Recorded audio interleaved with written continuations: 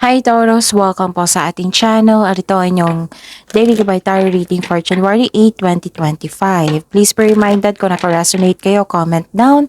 Kung hindi kayo naka-resonate, ibigay niyo po sa iba kasi channel reading po ito. This is for you Taurus ngayon January 8, 2025.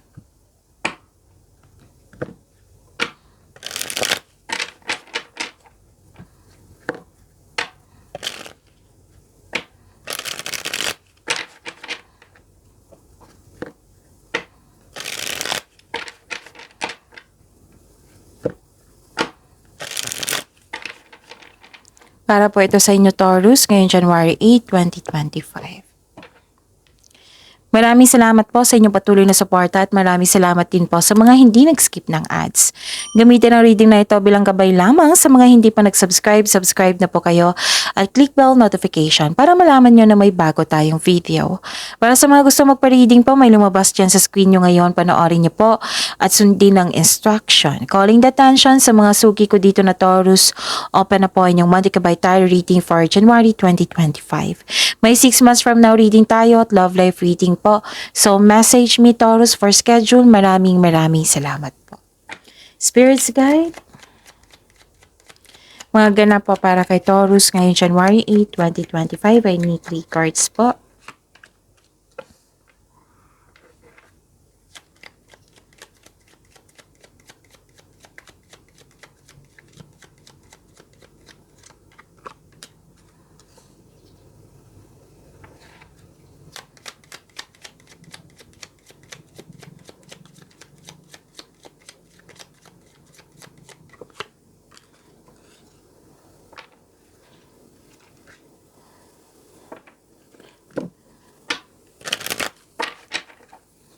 Spirits Guide, mga mensahe pa para kay Taurus ngayong January 8, 2025.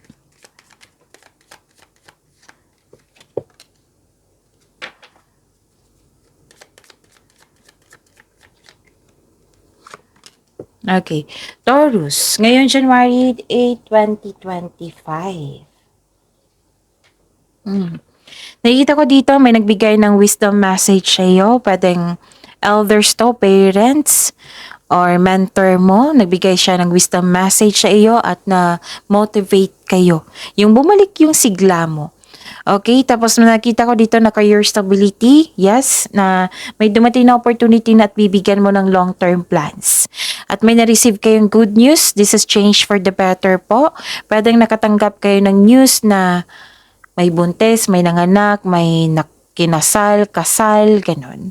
At may paglilipat sa malayong lugar or bibigyan mo na ng action yung matagal mo ng plano. So the power to heal the earth is within you. So may blessing, healing, and the connection to the divine guidance is within you. Wow, you are divinely guided. Spirits Guide. Energy po ni Taurus ngayon January 8, 2025.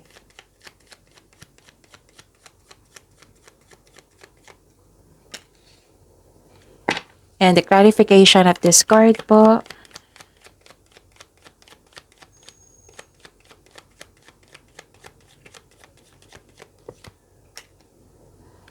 Sa mga may oras dyan, panoorin nyo po yung 2025 tarot reading nyo po. That is 12 months gabay tarot reading from January to December 2025.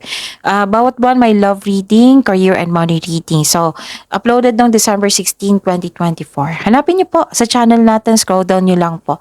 Meron din po kayong 3 video tungkol sa inyong January 2025, uploaded noong last week of December 2024. Again, visit our channel, scroll down nyo lang po, panoorin nyo po kung gusto nyo po. Kung may narinig kayo or may nakita kayong repeating message, meaning to say pinupush ng cards nyo yan, kasi ang ilan sa inyo hindi pa binigyan ng atensyon. Na kung maaari din po, bigyan nyo po ng solusyon at aksyon. Remember Taurus, at the end of the day, alam mo na ikaw lang taong may kakayahan at responsable na gumawa ng sarili mong katotohanan at kinabukasan. So ano yung energy ni Taurus?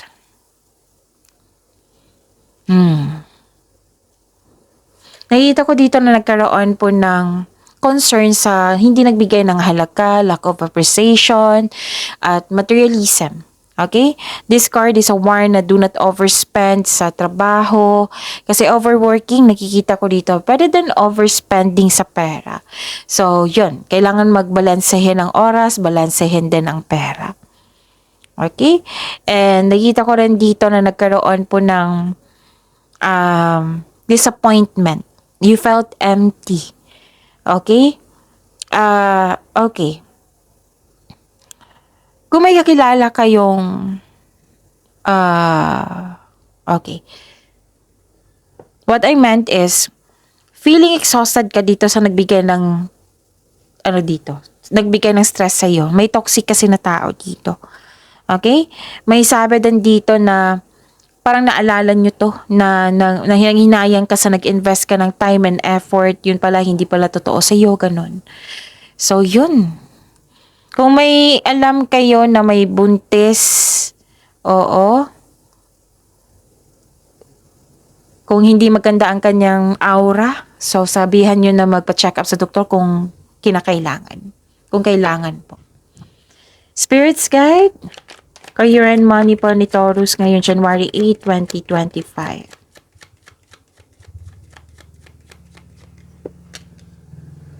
And the clarification of this card po,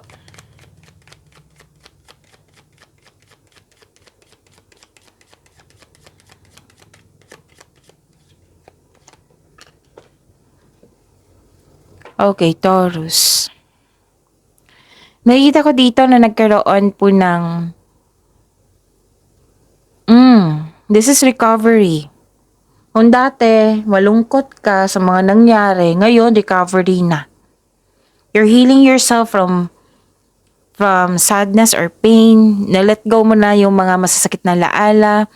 Kahit disappointed ka, nag-move forward kayo para magkaroon ng recovery. So, this period of sorrow won't last forever. Look for the future with hope for new experiences.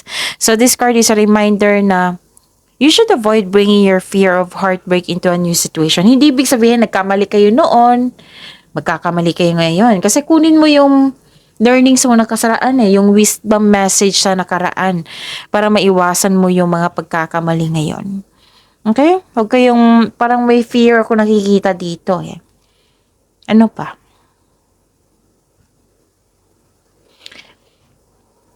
Nakikita ko rin dito na nagkaroon ng hesitation, may concern sa matigas ang ulo or sobrang obsessive, nawalan kayo ng gana, pwede na nawalan kayo ng gana kasi nagkaroon ng delay, nagkaroon ng hesitation to take in action, nagkaroon ng disconnection sa isang tao or hindi maganda ang inyong connection sa isang tao. Okay? Spirits Guide, Love Life, Self-Love, Partnership, and Romance ni Taurus ngayong January 8, 2025. Kaya pala may healing dito na sinabi ang cards nyo. The power to heal the earth is within you, and you are divinely guided. The clarification of this card po.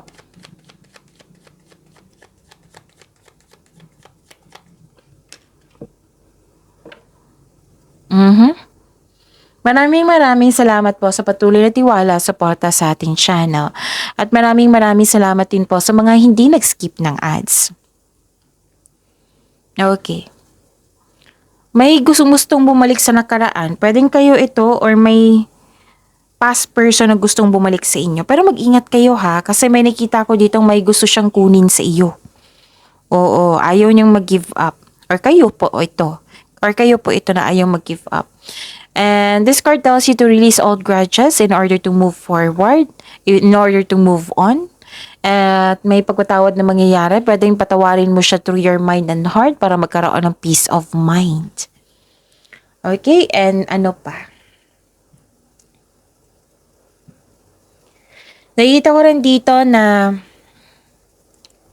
dalawang card, Taurus, pay attention.